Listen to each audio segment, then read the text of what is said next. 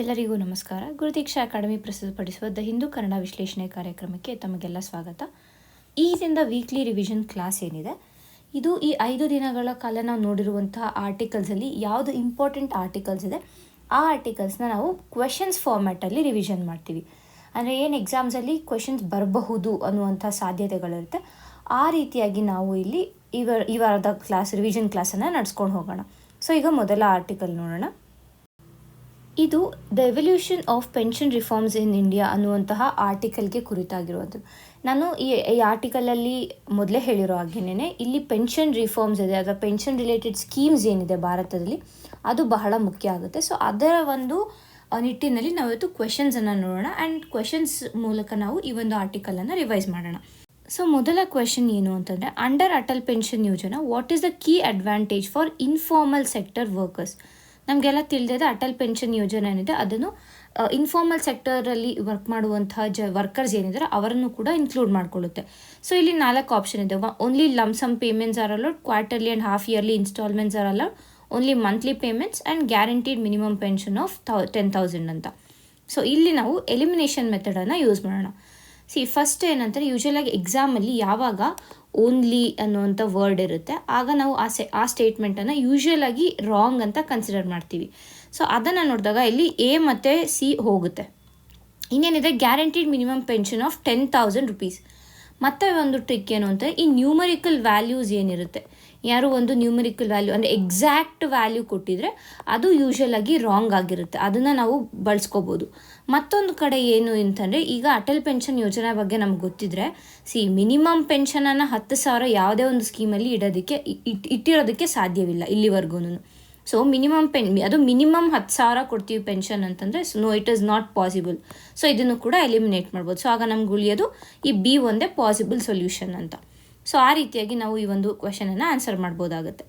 Next, what is the primary purpose of e Shram portal? So ಈ ಒಂದು ಆರ್ಟಿಕಲಲ್ಲಿ E Shram portal ಬಗ್ಗೆ ಕೇಳಿದ್ದಾರೆ. ಸೊ ಅದರ ಪ್ರೈಮರಿ ಪರ್ಪಸ್ ಏನು ಅಂತ ಇಲ್ಲಿ ಕೇಳ್ತಾ ಇರೋದು. ಸೊ ಇಲ್ಲಿ ನೋಡೋಣ. Provide pension directly to senior citizens, create a national database for informal sector workers, disburse unemployment allowance, support agricultural subsidies. First ಏನು ಅಂದರೆ, ಈ ಶ್ರಮ್ ಪೋರ್ಟಲ್ ನ್ಯೂಸಲ್ಲಿ ಇರುವಂಥ ಕಾರಣ ನಮಗೆ ಅದರ ಬೇಸಿಕ್ ಫೀಚರ್ಸ್ ಗೊತ್ತಿರುತ್ತೆ. ಸೊ ಆ ಬೇಸಿಕ್ ಫೀಚರ್ಸ್ ಬೇಸಿಸ್ ಮೇಲೆ ನಾವು ನೋಡಿದಾಗ ಈ ಅಗ್ರಿಕಲ್ಚರಲ್ ಸಬ್ಸಿಡೀಸ್ ಅನ್ನೋದು ಆರಾಮಾಗಿ ತೆಗಿಬೋದು. ಒಂದನೇದು. ಎರಡನೇದೇನು, ಇಲ್ಲಿ ಅನ್ಎಂಪ್ಲಾಯ್ಮೆಂಟ್ ಅಲವೆನ್ಸ್ ಅಂತ ಕೊಟ್ಟಿದ್ದಾರೆ. ಸೊ ಈ ಅನ್ಎಂಪ್ಲಾಯ್ಮೆಂಟ್ಗೆ ಈ ಶ್ರಮ್ ಪೋರ್ಟಲ್ಗೆ ಲಿಂಕ್ ಆಗೋದೇ ಇಲ್ಲ. ಸೊ ಇದು ಕೂಡ ನಾವು ತೆಗಿಬೋದು. ಇನ್ನು ಈ ಶ್ರಮ್ ಪೋರ್ಟಲ್ ಯೂಶಲಾಗಿ ಯಾರಿಗೆ, ವರ್ಕರ್ಸ್ಗೆ ಇರುವಂಥ ಪೋರ್ಟಲ್. ಸೊ ಇಲ್ಲಿ ಸೀನಿಯರ್ ಸಿಟಿಸನ್ಸ್ ಅಂತ ಕೊಟ್ಟಿದ್ದಾರೆ. ಸೊ ಅದನ್ನು ನಾವು ತೆಗಿಬೋದಾಗುತ್ತೆ. ಸೊ ಇದರಿಂದ ನಾವು ಈಸಿಯಾಗಿ ಆನ್ಸರ್ಗೆ ಬಂದ್ವಿ. ಆ್ಯಂಡ್ ನಿಮಗೆ ನಾನು ಮತ್ತೆ ಸ್ಟ್ರೆಸ್ ಮಾಡಿ ಹೇಳ್ತಾ ಇರೋದೇನು ಅಂದರೆ, ಈ ಸ್ಕೀಮ್ಸ್ ಏನಿದೆ, ನ್ಯೂಸಲ್ಲಿರುವಂಥ ಸ್ಕೀಮ್ಸ್ ಏನಿದೆ ಅದರ ಮುಖ್ಯ ಪ್ರಾವಿಷನ್ಸ್ ಏನು ಅನ್ನೋದನ್ನ ನೀವು ತಿಳ್ಕೊಬೇಕು. ಅಟ್ಲೀಸ್ಟ್ ಫುಲ್ ನೀವು ನೆನ್ಪಿಟ್ಕೊಳ್ಳೋಕ್ಕಾಗಲ್ಲ ಅಂತಂದ್ರೂ ಈಗ ಅಟಲ್ ಪೆನ್ಷನ್ ಯೋಜನಾ ಅಂದರೆ ಅದರ ಫೀಚರ್ಸ್ ಏನು, ಒಂದು 3-4 ಫೀಚರ್ಸ್ ಏನಿರುತ್ತೆ ಅದನ್ನು ನೀವು ನೆನ್ಪಿಟ್ಕೋಬೇಕಾಗುತ್ತೆ. ನೆಕ್ಸ್ಟ್ ಕ್ವೆಶನ್ ಏನು ಅಂದರೆ, which factor is identified as a major challenge in integrating informal workers into pension system? So ಈ ಒಂದು ಆರ್ಟಿಕಲ್ ಏನಿತ್ತು, ಈ ಆರ್ಟಿಕಲ್ ಎಂಟೈರ್ ಆಗಿ ಮಾತಾಡಿದ್ದು ಅದು ಅಂದರೆ, ಈಗ ಏನು ನಮ್ಮ ಪೆನ್ಷನ್ ಸಿಸ್ಟಮ್ ಇದೆ ಭಾರತದಲ್ಲಿ ಅದರಲ್ಲಿ ಇನ್ಫಾರ್ಮಲ್ ಸೆಕ್ಟರಲ್ಲಿ ವರ್ಕ್ ಮಾಡ್ತಾ ಇರುವಂತಹ ಒಂದು ಜನರು ಏನಿದೆ ಆ ಜನರನ್ನು ಯಾವ ರೀತಿಯಾಗಿ ಪೆನ್ಷನ್ಗೆ ಒಳಪಡಿಸ್ಬೋದು ಅನ್ನೋದರ ಕುರಿತಾಗಿಯೇ ಇಲ್ಲಿ ಚರ್ಚೆಯನ್ನು ಮಾಡಿದ್ದು. ಸೊ ಹಾಗಾಗಿ ಇಲ್ಲಿ ಅವ್ರು ಏನು ಕೇಳ್ತಾರೆ ಅಂದರೆ, ಯಾವ ಫ್ಯಾಕ್ಟರ್ ಬೇಸಿಸ್ ಮೇಲೆ ಅಥವಾ ಯಾವುದೊಂದು ಫ್ಯಾಕ್ಟರು ಮೇಜರ್ ಚಾಲೆಂಜ್ ಆಗಿದೆ ಇನ್ಫಾರ್ಮಲ್ ವರ್ಕರ್ಸ್ನ ನಾವು ಪೆನ್ಷನ್ ಸಿಸ್ಟಮ್ಗೆ ತರೋದಕ್ಕೆ ಅಂತ. ಒಂದು, lack of Aadhaar enrollment. Pension systems ಅಂತ ಬಂದಾಗ ಆಧಾರ್ ಎನ್ರೋಲ್ಮೆಂಟ್ ಇರಬೇಕು, ಎಸ್ ಹೇಳಿದ್ದಾರೆ. And most of the citizens, ಭಾರತದ ನಾಗರಿಕರು ಏನಿದ್ದಾರೆ ಅವರ ಎಲ್ಲರ ಹತ್ರನೂ most of them have Aadhaar enrollment. So ಹಾಗಾಗಿ ಇದು ಅಷ್ಟಾಗಿ ಇದು ಅವ್ರು ಕೇಳ್ತಾ ಇದ್ದಾರೆ ಮೇಜರ್ ಚಾಲೆಂಜ್ ಅಂತ. ಸೊ ಈ ವರ್ಡ್ ಮೇಲೆ ನಾವು ಕಾನ್ಸಂಟ್ರೇಟ್ ಮಾಡಬೇಕು. ತದನಂತರ ಏನು, low wages and unstable job patterns ಇರಬಹುದು. Next, high literacy rates. ಭಾರತದಲ್ಲಿ ಹೈ ಲಿಟರಸಿ ರೇಟ್ಸ್ ಇದೆಯಾ? ಇಲ್ಲ. ಸೊ ಆರಾಮಾಗಿ ಇದನ್ನ ನಾವು ತೆಗಿಬೋದು. Excessive GST burden. ಈ GST ಏನಿದೆ ಇಟ್ ಈಸ್ ಇಂಡೈರೆಕ್ಟ್ ಟ್ಯಾಕ್ಸೇಷನ್, ಕರೆಕ್ಟಾ? ಇಂಡೈರೆಕ್ಟ್ ಟ್ಯಾಕ್ಸ್ಗೆ ಇನ್ಫಾರ್ಮಲ್ ವರ್ಕರ್ಸ್ಗೆ ಯಾವ ರೀತಿಯಾಗಿ ಇಲ್ಲಿ ಕನೆಕ್ಷನ್, ಅವ್ರಿಗೆ GST ಬರ್ಡನ್ ಆದ್ರೂ ಇನ್ಫಾರ್ಮಲ್ ವರ್ಕರ್ಸ್ನ ಪೆನ್ಷನ್ ಸಿಸ್ಟಮ್ಗೆ ತರೋದಕ್ಕೆ ಆ ಲಿಂಕ್ ಆಗ್ತಾ ಇಲ್ಲ. ಸೊ ಆ ಲಿಂಕನ್ನು ನಾವು ಯಾವಾಗ ಲಿಂಕ್ ಆಗ್ತಾ ಇಲ್ಲ ಅದನ್ನು ಕೂಡ ಎಲಿಮಿನೇಟ್ ಮಾಡ್ಬೋದು. So answer is low wages and unstable job patterns ಇರುವಂಥ ಕಾರಣ. ಈ ಒಂದು ರೀಸನನ್ನು ಈ ಆರ್ಟಿಕಲಲ್ಲಿ ಮೆನ್ಷನ್ ಕೂಡ ಮಾಡಿದ್ದಾರೆ. ನಾವು ಇದನ್ನ ಡಿಸ್ಕಸ್ ಮಾಡಿದ್ದೀವಿ. ಇದು 8ನೇ ಡಿಸೆಂಬರ್ ಏನಿದೆ ಆ ಒಂದು ದಿನದ ವಿಡಿಯೋದಲ್ಲಿ ಲಾಸ್ಟ್ ಆರ್ಟಿಕಲ್ ಆಗಿದೆ. ಸೊ ನೀವು ಅದನ್ನು ಹೋಗಿ ಚೆಕ್ ಮಾಡ್ಕೋಬೋದು ಫಾರ್ ಫುಲ್ ಇನ್ಫಾರ್ಮೇಷನ್. ಈಗ ಮುಂದಿನ ಆರ್ಟಿಕಲ್ ನೋಡೋಣ. What is India's post Dhruva framework? ಇಲ್ಲಿ ನಾವು ಈ ಧ್ರುವ ಫ್ರೇಮ್ವರ್ಕ್ ಏನಿತ್ತು ಇದರ ಬಗ್ಗೆ ತಿಳ್ಕೊಂಡಿದ್ವಿ ಮತ್ತು ಡಿಜಿಪಿನ್ ಬಗ್ಗೆ ತಿಳ್ಕೊಂಡಿದ್ವಿ. ಸೊ ಅದಕ್ಕೆ ರಿಲೇಟ್ ಆಗಿರುವಂಥ ಒಂದು ಏನು ಕ್ವೆಶನ್ಸನ್ನು ನಾವು ಈಗ ನೋಡೋಣ. ಮೊದಲಿಗೆ ಏನು ಕೇಳ್ತಾ ಇದ್ದಾರೆ, the purpose of India posts Dhruva framework ಏನು ಅಂತ, ಅದರ ಒಂದು ಮುಖ್ಯ ಆಬ್ಜೆಕ್ಟಿವ್ ಏನು ಇಲ್ಲ ಪರ್ಪಸ್ ಏನು ಅಂತ ಕೇಳ್ತಾ ಇದ್ದಾರೆ. First of all India post ಅಂತ ಬಂದಾಗ ಇಲ್ಲೇನೇನಿದೆ ಆಪ್ಷನ್ಸ್ ನೋಡೋಣ. Postal security and tracking, social media governance, employee welfare, infrastructure construction. First India post ಅಂತ ಬಂತು. ಸೊ ಪೋಸ್ಟ್ ಅಂತ ಬಂದಾಗ ಇನ್ಫ್ರಾಸ್ಟ್ರಕ್ಚರ್ ಎಲ್ಲಿ ಬರುತ್ತೆ, ಬರೋದೇ ಇಲ್ಲ. ಸೊ ಇನ್ಫ್ರಾಸ್ಟ್ರಕ್ಚರ್ನ ಆರಾಮಾಗಿ ತೆಗಿಬೋದು. ಇನ್ನು ಇಂಡಿಯಾ ಪೋಸ್ಟ್ನ ಧ್ರುವ ಫ್ರೇಮ್ವರ್ಕ್ ಅಂದರೆ employee welfare. Okay fine, India ಪೋಸ್ಟಲ್ಲಿ ವರ್ಕ್ ಮಾಡುವಂಥ ಅಂದರೆ ಪೋಸ್ಟಲ್ ಡಿಪಾರ್ಟ್ಮೆಂಟಲ್ಲಿ ವರ್ಕ್ ಮಾಡುವಂಥವ್ರಿಗೆ ಇರಬಹುದು ಅಂತ ಅನಿಸುತ್ತೆ. ಬಟ್ ಇಲ್ಲಿ ನಾವೇನು ತಿಳ್ಕೊಬೇಕಂದ್ರೆ ಈ ಧ್ರುವ ಫ್ರೇಮ್ವರ್ಕ್ ನ್ಯೂಸಲ್ಲಿದೆ, ಹಾಗಾಗಿ ನಮ್ಗೆ ಇದ್ರ ಬಗ್ಗೆ ಬೇಸಿಕ್ ಐಡಿಯಾ ಇರುತ್ತೆ. ಅಂದರೆ ಇದು ಎಂಪ್ಲಾಯಿ ವೆಲ್ಫೇರ್ ರಿಲೇಟೆಡ್ ಅಲ್ಲ ಅನ್ನೋದು ಇರುತ್ತೆ ನಮಗೆ ಬೇಸಿಕ್ ಐಡಿಯಾ. ಸೊ ಇಲ್ಲೇನು ಬಂತು, 2 ಬಂತು, ಪೋಸ್ಟಲ್ ಸೆಕ್ಯೂರಿಟಿ ಮತ್ತು ಸೋಷಿಯಲ್ ಮೀಡಿಯಾ ಗವರ್ನೆನ್ಸ್ ಅಂತಿದೆ. ಸೊ ಇಂಡಿಯಾ ಪೋಸ್ಟ್ ಬಂದು ಸೋಷಿಯಲ್ ಮೀಡಿಯಾ ಗವರ್ನೆನ್ಸ್ ಏನಕ್ಕೆ ಮಾಡುತ್ತೆ, ಮಾಡಲ್ಲ. ಸೊ ಹಾಗಾಗಿ ಪೋಸ್ಟಲ್ ಸೆಕ್ಯೂರಿಟಿ ಆ್ಯಂಡ್ ಟ್ರ್ಯಾಕಿಂಗ್ಗೆ ಈ ಧ್ರುವ ಫ್ರೇಮ್ವರ್ಕನ್ನು ನಾವು ಬಳಸ್ತೀವಿ ಅನ್ನೋದು. ನಂತರ Dhruva framework is aimed at strengthening what ಅಂತ ಕೇಳ್ತಾ ಇದ್ದಾರೆ. So grievance redressal and governance, parcel logistics infrastructure, foreign postal exchange, biometric KYC system. ಈ 2 ಆಪ್ಷನನ್ನು ಆರಾಮಾಗಿ ತೆಗಿಬೋದು.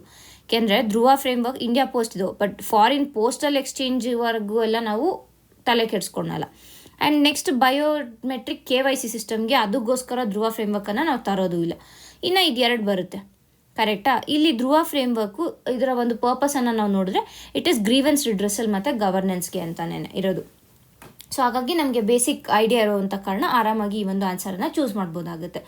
ಸೊ ಈ ಒಂದು ಆರ್ಟಿಕಲ್ ಈ ರೀತಿಯಾದ ಕ್ವೆಶನ್ಸ್ಗಳಿಗೆ ಇಂಪಾರ್ಟೆಂಟ್ ಆಗುತ್ತೆ. ಆ್ಯಂಡ್ ಆಲ್ಸೋ ಡಿಜಿಪಿನ್ ಬಗ್ಗೆ ಕೂಡ ಕ್ವೆಶನನ್ನು ಕೇಳ್ಬೋದು. ಯಾಕೆಂದರೆ ಧ್ರುವ ಫ್ರೇಮ್ವರ್ಕ್ ಯೂಸ್ ಮಾಡುವಂಥ ಒಂದು ಫೀಚರ್ ಏನಿದೆ, ಇಟ್ ಯೂಸಸ್ ಡಿಜಿಪಿನ್ ಕೂಡ ಇಂಪಾರ್ಟೆಂಟ್ ಆಗುತ್ತೆ. ಆ್ಯಂಡ್ ಈ ಒಂದು ಡಿಜಿಪಿನ್ ಬಗ್ಗೆ ಮತ್ತು ಧ್ರುವ ಫ್ರೇಮ್ವರ್ಕ್ ಬಗ್ಗೆ ನಿಮಗೆ ಏನಾದ್ರು ಇನ್ಫಾರ್ಮೇಷನ್ ಬೇಕು ಅಂದರೆ ಈ ಹಿಂದಿನ ವಿಡಿಯೋಗಳಲ್ಲಿ ಹೋಗಿ ನೀವು ಚೆಕ್ ಮಾಡ್ಕೋಬೋದು. ಈಗ ಮುಂದಿನ ಆರ್ಟಿಕಲ್ ನೋಡೋಣ. ಈ ಒಂದು ಆರ್ಟಿಕಲ್ ಏನಿದೆ ಇದು ಹಾರ್ನ್ಬಿಲ್ ಫೆಸ್ಟಿವಲನ್ನು ಡಿಸೆಂಬರಲ್ಲಿ ನಡೆಸಿದ್ರು. ಡಿಸೆಂಬರ್ 8ರಿಂದ 10ರವರೆಗೆ ಹಾರ್ನ್ಬಿಲ್ ಫೆಸ್ಟಿವಲನ್ನು ನಾಗಾಲ್ಯಾಂಡಲ್ಲಿ ಕಂಡಕ್ಟ್ ಮಾಡಿದ್ದು. ಸೊ ಆ ಒಂದು ದೃಷ್ಟಿಯಿಂದ ನೋಡಿದಾಗ ಇದು ನಮಗೆ ಇಂಪಾರ್ಟೆಂಟ್ ಆಗುತ್ತೆ. ಯಾಕೆಂದರೆ ಹಿಂದಿನ ಒಂದು ಕ್ವೆಶನ್ ಪೇಪರ್ಸನ್ನು ನಾವು ನೋಡಿದ್ರೆ ಅಲ್ಲಿ ನಾರ್ತ್ ಈಸ್ಟ್ ಇಂಡಿಯಾಲಿ ಸೆಲೆಬ್ರೇಟ್ ಮಾಡುವಂತಹ ವಿಧವಾದ ಏನು ಹಬ್ಬಗಳಿರ್ತವೆ ಅವುಗಳ ಕುರಿತಾಗಿ ಕ್ವೆಶನ್ಸನ್ನು ನಾವು ನೋಡಿದ್ದೀವಿ.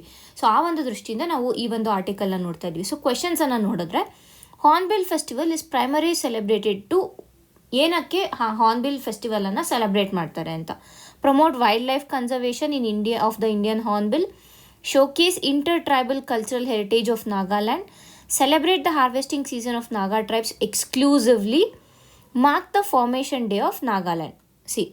ಈ ಸಿ ಮತ್ತು ಡಿನ ಆರಾಮಾಗಿ ನಾವು ಎಲಿಮಿನೇಟ್ ಮಾಡ್ಬೋದು. ಫಸ್ಟು ಎಕ್ಸ್ಕ್ಲೂಸಿವ್ಲಿ ಅನ್ನುವಂಥ ಒಂದು ವರ್ಡ್ ಏನಿದೆ ಇದೆಲ್ಲ ಒಂಥರ ರೆಡ್ ಫ್ಲ್ಯಾಗ್ಸ್ ಅಂತ ಹೇಳ್ಬೋದು. ನಮಗೆ ಅಂಥ ವರ್ಡ್ಸನ್ನು ನಾವು ನೋಡಿದ ತಕ್ಷಣ ಆರಾಮಾಗಿ ಆಪ್ಷನನ್ನು ಎಲಿಮಿನೇಟ್ ಮಾಡ್ತೀವಿ. ಸೊ ಇದನ್ನ ಎಲಿಮಿನೇಟ್ ಮಾಡಿದ್ವಿ. ನಂತರ mark the formation day of Nagaland ಡೇಯನ್ನು ಸೆಲೆಬ್ರೇಟ್ ಮಾಡೋಕ್ಕೆ ಹಾರ್ನ್ಬಿಲ್ ಫೆಸ್ಟಿವಲ್ನ ಏನಕ್ಕೆ ಮಾಡ್ತೀವಿ? ಸೊ ಇಲ್ಲ, ನಮ್ಗೆ ಯಾವಾಗ ಕನ್ಫ್ಯೂಸ್ ಆಗುತ್ತೆ ಅಂದರೆ ಇಲ್ಲಿ ಇದು ಹಾರ್ನ್ಬಿಲ್ ಅಂತ ಇದೆ, ಇಲ್ಲಿ ಅವ್ರು wild life conservation of Indian Hornbill ಅಂತ ಹೇಳ್ತಾ ಇದ್ದಾರೆ. ಸೊ ನಾವೇನು ಮಾಡ್ತೀವಿ, ಎಸ್ ಇದು ಕರೆಕ್ಟು ಅಂತ ಹಾಕ್ತೀವಿ. ಬಟ್ ಇಲ್ಲಿ ಏನು ಇದು ಹಾರ್ನ್ಬಿಲ್ ಫೆಸ್ಟಿವಲ್ನ ಏನಕ್ಕೆ ಸೆಲೆಬ್ರೇಟ್ ಮಾಡ್ತೀವಿ ಅಂದರೆ ಈ ನಾಗಾಲ್ಯಾಂಡಲ್ಲಿರುವಂಥ ಟ್ರೈಬಲ್ ಕಲ್ಚರನ್ನು ಪ್ರಮೋಟ್ ಮಾಡೋದಕ್ಕೆ ಈ ಹಾರ್ನ್ಬಿಲ್ ಫೆಸ್ಟಿವಲ್ನ ಸೆಲೆಬ್ರೇಟ್ ಮಾಡೋದು.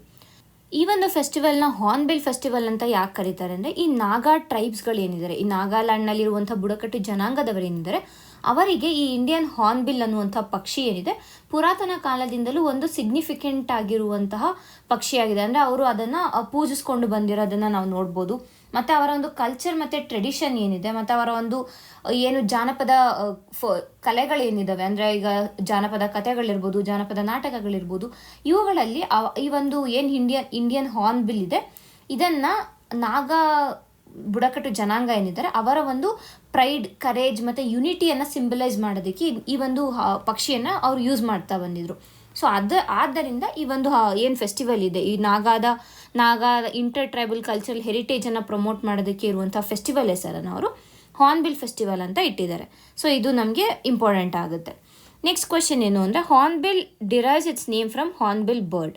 ಇನ್ Naga culture the Hornbill signifies what ಅಂತ. ಸೊ ಈಗಾಗಲೇ ನಾನು ಏನು ಹೇಳಿದೆ, it signifies pride, it signifies unity, it signifies courage. So courage ಅಂತ ಬಂದಾಗ ಇಲ್ಲಿ ವಾರಿಯರ್ ಟ್ರೆಡಿಷನ್ಸ್ ಎಲ್ಲನೂ ಬರುತ್ತೆ. ಸೊ ಹಾಗಾಗಿ ಈ ಆನ್ಸರ್ ಆಗುತ್ತೆ. Next, Hornbill festival inaugurated by Shekhawat is held in which of the following States? Nagaland. So ಇದು ಏನು ಹಾರ್ನ್ಬಿಲ್ ಫೆಸ್ಟಿವಲ್ ಮಾಡ್ತಾ ಇರೋದೇ ನಾಗಾ ಬುಡಕಟ್ಟು ಜನಾಂಗದ ಒಂದು ಕನ್ಸರ್ವೇಷನನ್ನು, ಅವರ ಒಂದು ಕಲ್ಚರನ್ನು ಪ್ರಮೋಟ್ ಮಾಡೋದಕ್ಕಾಗಿ. ಸೊ ಹಾಗಾಗಿ ಆಬ್ವಿಯಸ್ ಆಗಿ ಅದು ನಾಗಾಲ್ಯಾಂಡಲ್ಲಿ ನಡಿಬೇಕು. ಸೊ ಈ ರೀತಿಯಾದ ಕ್ವೆಶನ್ಸನ್ನು ನಾವು ಎಕ್ಸ್ಪೆಕ್ಟ್ ಮಾಡ್ಬೋದು. ಎಸ್ಪೆಷಲಿ PSI ಮತ್ತು ಗ್ರೂಪ್ ಸಿ ಏನು ಎಕ್ಸಾಮ್ಸ್ಗಳಿದೆ ಅಂಥ ಒಂದು ಎಕ್ಸಾಮ್ಸ್ಗಳಲ್ಲಿ ಈ ರೀತಿಯಾದ ಕ್ವೆಶನ್ಸ್ಗಳು ಇಂಪಾರ್ಟೆಂಟ್ ಆಗ್ತವೆ. ಈಗ ಮುಂದಿನ ಆರ್ಟಿಕಲ್ ನೋಡೋಣ. Yellow line that may define Gaza border. ಈ ಒಂದು ಆರ್ಟಿಕಲ್ ಏನಿದೆ ಇದು ನಮಗೆ ಪ್ರಿಲಿಮ್ಸ್ ಪಾಯಿಂಟ್ ಆಫ್ ವ್ಯೂ ಎಲ್ಲ ಇಂಪಾರ್ಟೆಂಟ್ ಆಗೋದು. ಈಗಾಗಲೇ ನಾವು ಅದನ್ನ ಡಿಸ್ಕಸ್ ಕೂಡ ಮಾಡಿದ್ದೀವಿ. ಈ yellow line often seen in news ಏನಕ್ಕೆ ಅಂತ ಕ್ವೆಶನ್ ಕೇಳ್ಬೋದು. ಇಲ್ಲ ಅಂತಂದರೆ ಯೆಲ್ಲೋ ಲೈನ್ ಮೆನ್ಷನ್ಡ್ ಏನು ಮಾಡಿದ್ದಾರೆ ಅದು ಎಲ್ಲಿ ಸಿಗುತ್ತೆ ಅಂತ. ಸೊ ಇಲ್ಲಿ ಗಾಜಾ ಬಾರ್ಡರ್ ಅಂತ ಅವರೇ ಹೇಳಿದ್ದಾರೆ. ಸೊ ಈಗ ಏನು ಇಶ್ಯೂ ನಡೀತಾ ಇರೋದು, ಗಾಜಾ ಮತ್ತು ಇಸ್ರೇಲ್ ಮಧ್ಯೆ ನಡೀತಾ ಇರುವಂತಹ ವಾರ್. ಸೊ ಹಾಗಾಗಿ ಆ ವಾರು ಒಂದು ಸೀಸ್ ಫೈರ್ಗೆ ಬಂದಿದ್ದಾರೆ, ಸದ್ಯಕ್ಕೆ ಹಾಲ್ಟ್ ಮಾಡಿದ್ದಾರೆ ವಾರನ್ನು. ಸೊ ಆ ವಾರ್ನ ಹಾಲ್ಟ್ ಮಾಡಿದಾಗ ಇಸ್ರೇಲಿ ಫೋರ್ಸು ಒಂದು ಹಂತದವರೆಗೆ ಹಿಂದೆ ಹೋಯಿತು. ಸೊ ಆ ಎಲ್ಲಿವರೆಗೂ ಹಿಂದೆ ಹೋಗಿ ಸ್ಟಾಪ್ ಮಾಡಿದ್ದಾರೆ ಆ ಒಂದು ಲೈನನ್ನು ಯೆಲ್ಲೋ ಲೈನ್ ಅಂತ ಕರೆದಿದ್ದಾರೆ. ಸೊ ಏನಾಗುತ್ತೆ ಇದು, it marks the border between Israel and Gaza ಸದ್ಯಕ್ಕೆ. ಅದು ಏನು, ಇದು it is not permanent, it is temporary solution ಮಾತ್ರನೇ ಸದ್ಯಕ್ಕೆ ಇದು ನಿಲ್ಲಿಸಿರೋವಂಥದ್ದು. ಸೊ ಈ ಒಂದು ದೃಷ್ಟಿಯಲ್ಲಿ ನಮಗೆ ಈ ಆರ್ಟಿಕಲ್ ಇಂಪಾರ್ಟೆಂಟ್ ಆಗುತ್ತೆ. ಸೊ ಕ್ವೆಶನ್ಸ್ ಯಾವ ರೀತಿಯಾಗಿ ಬರ್ಬೋದು, ಈಗಾಗಲೇ ನಾನು ಹೇಳಿರೋ ಥರ mention in the article relates to what. So ಇದು ಗಾಜಾ ಬೌಂಡ್ರಿ ಡಿಮಾರ್ಕೇಶನ್ ಇರ್ಬೋದು. ಇಲ್ಲ ಇನ್ನೂ ಒಂದು ರೀತಿಯಲ್ಲಿ ಏನು ಕೇಳ್ಬೋದು ಈ ಕ್ವೆಶನ್ ಅಂತಂದರೆ, yellow line often seen in news is between which of the following countries ಅಂತ ಕೇಳ್ಬೋದು. ಸೊ ಆಗೇನಾಗುತ್ತೆ ಆನ್ಸರ್ ಬಂದು ಇಸ್ರೇಲ್ ಗಾಜಾ ಬಾರ್ಡರ್. ಸೊ ಈ ಒಂದು ಆನ್ಸರ್ ಆಗಿರುತ್ತೆ. ಸೊ ಆ ರೀತಿಯಾಗೂ ಕ್ವೆಶನ್ ಕೇಳ್ಬೋದು. ತದನಂತರ delineating boundaries like yellow line generally comes under which of the following ಅಂತ ಅವ್ರು ಕೇಳ್ತಾ ಇದ್ದಾರೆ. ಸೊ ಒಂದು ಇಂಟರ್ನ್ಯಾಷನಲ್ ಹ್ಯುಮ್ಯಾನಿಟೇರಿಯನ್ ಲಾ ಇದೆ, ಮೆರಿಟೈಮ್ ಸೆಕ್ಯೂರಿಟಿ ಟ್ರೀಟೀಸ್ ಇದೆ, WTO settlement councils, bilateral trade agreements. ಇದು ಅಷ್ಟೇ ಎಲಿಮಿನೇಷನಿಂದ ಆರಾಮಾಗಿ ಮಾಡುವಂಥದ್ದು. ಫಸ್ಟು WTO ಸೆಟಲ್ಮೆಂಟ್ ಕೌನ್ಸಿಲ್ಸ್ ಗೊತ್ತಿಲ್ಲ ನಮಗೆ. Bilateral trade agreements, bilateral trade agreements ಇದೆ ಅಂತಂದರೆ ಅದು ನಮಗೆ ಯೂಶಲ್ ಆಗಿ ಗೊತ್ತಿರುತ್ತೆ. ಯಾಕೆ ಅಂತಂದರೆ WTO ರಿಲೇಟ್ ಆಗಿರುವಂಥ ಯಾವುದೇ ಎಕನಾಮಿಕ್ ಡೆವಲಪ್ಮೆಂಟ್ಸ್ ಆದರೂ ಕೂಡ ನಾವು ಅದನ್ನು ಕರೆಕ್ಟಾಗಿ ಓದ್ಕೊಂಡಿರ್ತೀವಿ. Because exam point of view ಅಲ್ಲಿ ನಮ್ಗೆ ಅದು ಬಹಳನೇ ಇಂಪಾರ್ಟೆಂಟ್ ಆಗಿರುತ್ತೆ. ಸೊ ಬೈಲ್ಯಾಟ್ರಲ್ ಟ್ರೇಡ್ ಅಗ್ರಿಮೆಂಟ್ಸ್ ಆಗೋದಕ್ಕೆ ಚಾನ್ಸೇ ಇಲ್ಲ. ಸೊ ಆರಾಮಾಗಿ ನಾವು ಅದನ್ನ ಎಲಿಮಿನೇಟ್ ಮಾಡ್ಬೋದು. ತದನಂತರ ಮೆರಿಟೈಮ್ ಸೆಕ್ಯೂರಿಟಿ ಟ್ರೀಟೀಸ್. ಇಲ್ಲಿ ಟ್ರೀಟೀಸ್ ಅಂತ ಇದೆ, ಟ್ರೀಟೀಸು ಯೆಲ್ಲೋ ಲೈನು ಓಕೆ ಫೈನ್ ಇಟ್ಕೊಳ್ಳೋಣ ಅಂತ. WTO settlement councils, WTO settlement councils ಏನಿದೆ, WTO ಬಗ್ಗೆ ನಾವು ಏನು ಡೆವಲಪ್ಮೆಂಟ್ಸ್ ಆಗ್ತಾಯಿದೆ ಆಬ್ವಿಯಸ್ ಆಗಿ ನೋಡ್ಕೊಂಡಿರ್ತೀವಿ. ಸೊ WTO ಸೆಟಲ್ಮೆಂಟ್ ಕೌನ್ಸಿಲ್ಸ್ ಚಾನ್ಸೇ ಇಲ್ಲ. ತದನಂತರ ಈಗ ಬರೋದು ಹ್ಯುಮ್ಯಾನಿಟೇರಿಯನ್ ಲಾ ಮತ್ತು ಮೆರಿಟೈಮ್ ಸೆಕ್ಯೂರಿಟಿ ಟ್ರೀಟೀಸ್ ಬರುತ್ತೆ. ಇಲ್ಲಿ ನಿಮಗೆ ಕನ್ಫ್ಯೂಷನ್ ಆಗ್ಬೋದು. ಸೊ ಇದೆರಡರಲ್ಲಿ ಯಾವುದು ಅಂತ ಅಂದರೆ ನಿಮ್ಗೆ ಏನೂ ಐಡಿಯಾನೇ ಇಲ್ಲ, ಯೆಲ್ಲೋ ಲೈನ್ ಅಂತ ನೀವು ಎಲ್ಲೂ ಕೇಳಿರೋದು ನೆನಪೇ ಇಲ್ಲ ಅಂತಂದರೆ ಆಗ ಯಾವ ಥರ ಟ್ಯಾಕಲ್ ಮಾಡ್ಬೋದು ಇದನ್ನು ಅಂತ ನಾವು ನೋಡಬೇಕಾಗುತ್ತೆ. ಸೊ ಈಗ ಅವ್ರೇನು ಡಿಲಿನಿಯೇಟಿಂಗ್ ಬೌಂಡ್ರೀಸ್ ಯೆಲ್ಲೋ ಲೈನ್, ಇಲ್ಲಿ ಏನಿದೆ ಮರಿಟೈಮ್ ಸೆಕ್ಯೂರಿಟಿ ಟ್ರೀಟೀಸ್ ಅಂತ. ಮೆರಿಟೈಮ್ ಸೆಕ್ಯೂರಿಟಿ ಟ್ರೀಟೀಸ್ ಏನಿದೆ ಇದು ಬಹಳ ಕಡಿಮೆ ಆಗುವಂಥದ್ದು. ಆ್ಯಂಡ್ ಯಾವುದೇ ಆದರೂ ಕೂಡ ಯಾವುದೇ ರೀತಿಯಾದ ಮೆರಿಟೈಮ್ ಸೆಕ್ಯೂರಿಟಿ ಟ್ರೀಟಿ ಆದರೂ ಕೂಡ ಅದು ನ್ಯೂಸಲ್ಲಿ ಹೆಡ್ಲೈನ್ಸಲ್ಲಿ ಇರುತ್ತೆ. ಓಕೆನಾ. ಸೊ ಹೆಡ್ಲೈನ್ಸಲ್ಲಿರುವಂಥ ಕಾರಣ ನಮಗೆ ಮೇಜರ್ ಮೆರಿಟೈಮ್ ಸೆಕ್ಯೂರಿಟಿ ಟ್ರೀಟೀಸ್ ಏನೇ ಇದ್ರೂ ಅಟ್ಲೀಸ್ಟ್ ಅದ್ರ ಬಗ್ಗೆ ನಾವು ಕೇಳಿರ್ತೀವಿ. ಸೊ ಹಾಗಾಗಿ ಇದನ್ನು ಕೂಡ ಎಲಿಮಿನೇಟ್ ಮಾಡ್ಬೋದು. ಇನ್ನು ಇಂಟರ್ನ್ಯಾಷನಲ್ ಹ್ಯುಮ್ಯಾನಿಟೇರಿಯನ್ ಲಾನೇ ಉಳಿಯುತ್ತೆ. So that is the answer.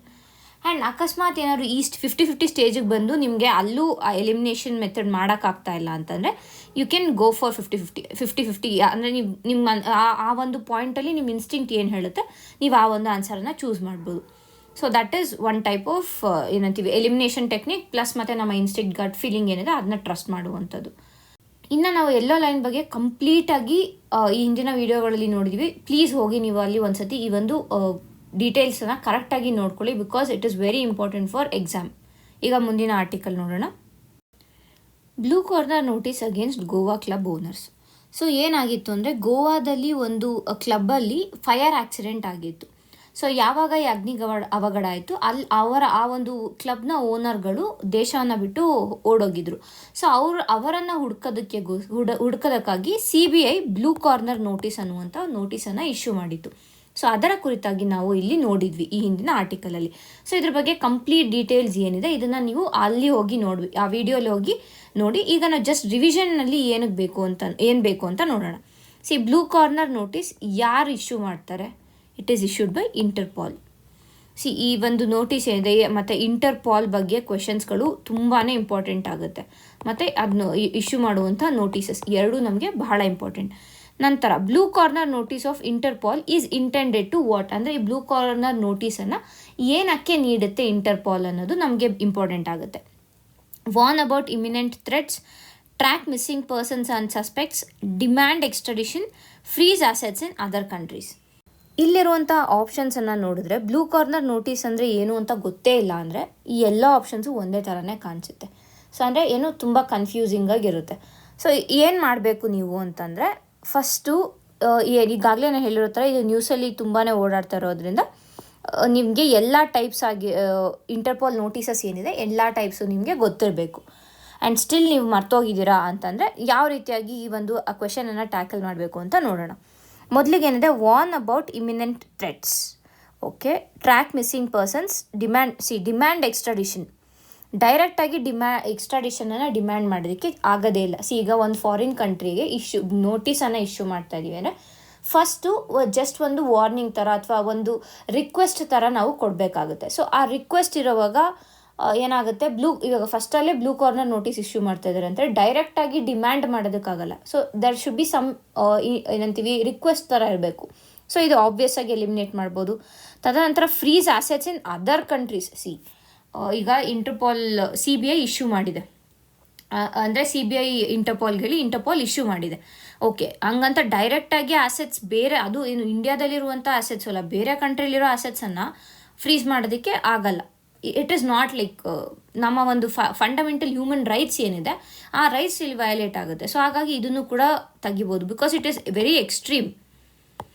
Assets in other countries, okay ಇಂಡಿಯಾಲಾದರೂ ಫೈನ್ ಅಂತ ಹೇಳ್ಬೋದು, ಬೇರೆ ಕಂಟ್ರಿಲಿರೋ ಅವ್ರ ಅಸೆಟ್ಸನ್ನು ನಾವು ಫ್ರೀಸ್ ಮಾಡ್ತೀವಿ ಅದಕ್ಕೋಸ್ಕರ ಬ್ಲೂ ಕಾರ್ನರ್ ನೋಟಿಸನ್ನು ಇಶ್ಯೂ ಮಾಡ್ತಾರೆ ಅಂದರೆ ನೋ, ಇಟ್ ಈಸ್ ನಾಟ್ ಫೀಸಬಲ್. ನಂತರ warn about imminent threats, track missing persons and suspects. So ಇಲ್ಲಿ ಬಂದು ಏನು ನಿಮ್ಗೆ ಐಡಿಯಾನೇ ಇಲ್ಲ ಅಂದರೆ ಇವಾಗ 50-50 ನಿಮಗೆ ಗಟ್ ಫೀಲಿಂಗ್ ಏನು ಹೇಳುತ್ತೆ ಅದನ್ನ ಹಾಕ್ಬೋದು. ಇಲ್ಲ ನಾವು ನ್ಯೂಸಲ್ಲಿ ಓದಿದ್ದೀವಿ, ನ್ಯೂಸಲ್ಲಿ ನೋಡಿದ್ದೀವಿ ಅಂತಂದು ಈ 50-50 ಸ್ಟೇಜಿಗೆ ಬಂದಾಗ ನೀವು ಬ್ಲೂ ಕಾರ್ನರ್ ನೋಟಿಸ್ ಅಂದ ತಕ್ಷಣ ಗೋವಾ ಕ್ಲಬ್ ಓನರ್ಸನ್ನು ನೆನಪಿಸ್ಕೊಳ್ಳಿ. ಸೊ ಆ ಫೈರ್ ಆಕ್ಸಿಡೆಂಟಿಂದ ಇದು ನ್ಯೂಸಲ್ಲಿತ್ತು.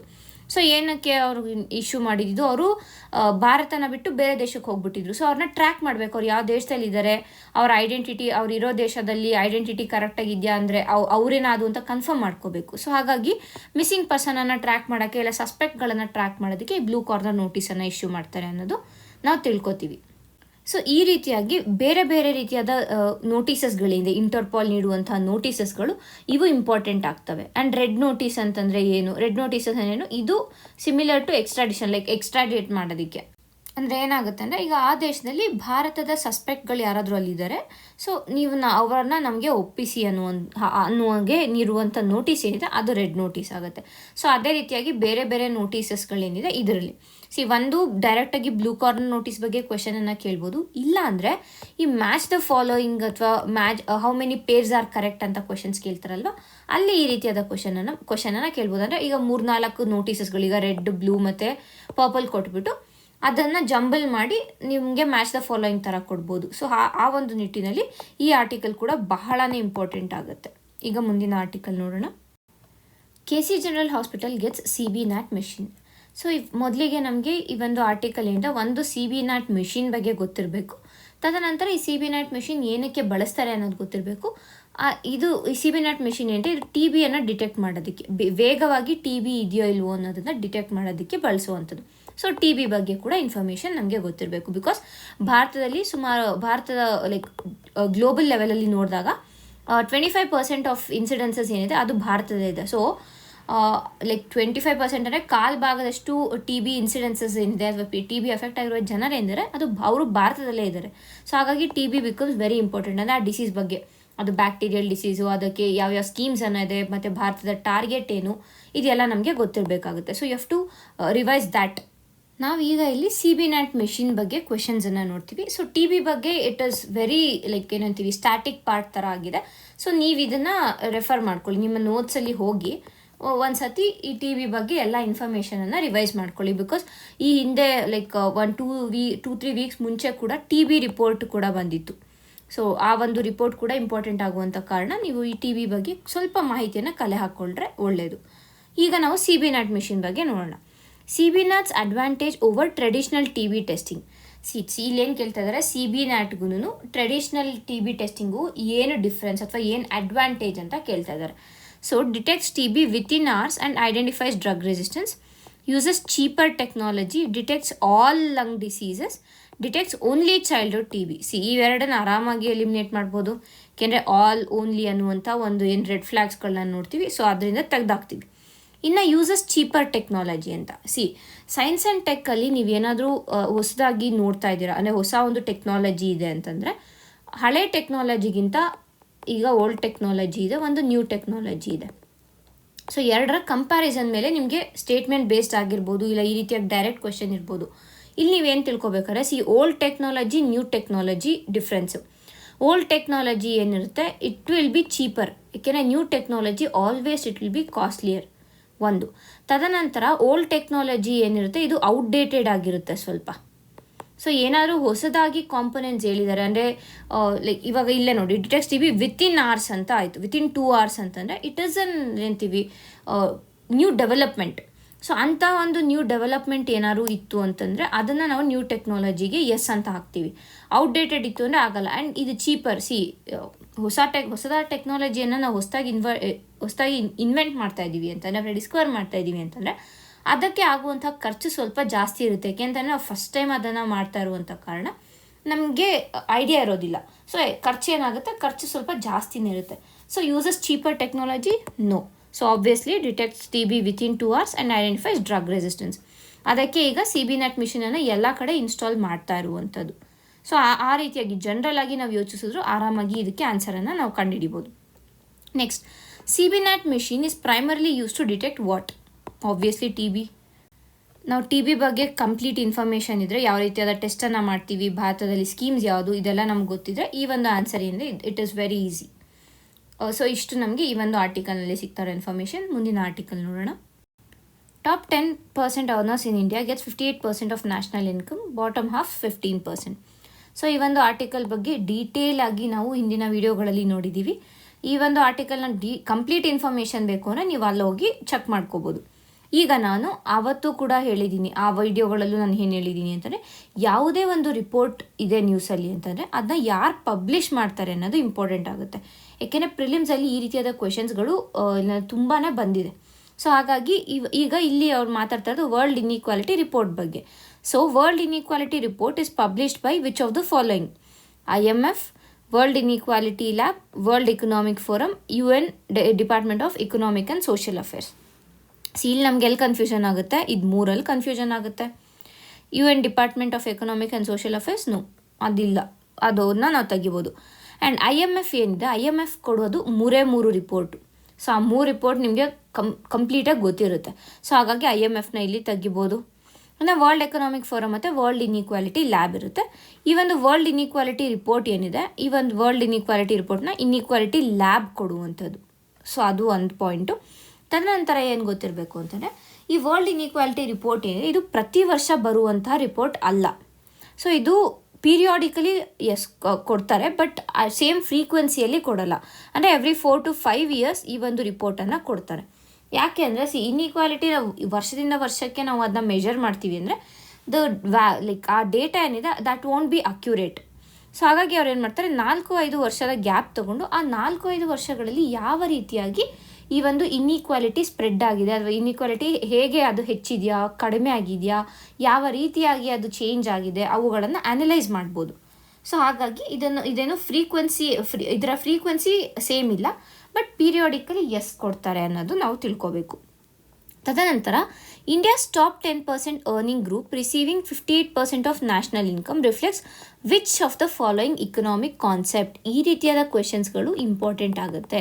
ಏಕೆಂದರೆ ಇದು ನೋಡಿ ಕರೆಂಟ್ ಅಫೇರ್ಸ್ ಕ್ವೆಶನ್, ಬಟ್ ಅದನ್ನ ಅವರು ಡೈರೆಕ್ಟಾಗಿ ಲಿಂಕ್ ಮಾಡಿರೋದು ನಮ್ಮ ಸ್ಟ್ಯಾಟಿಕ್ ಪಾರ್ಟಿಗೆ.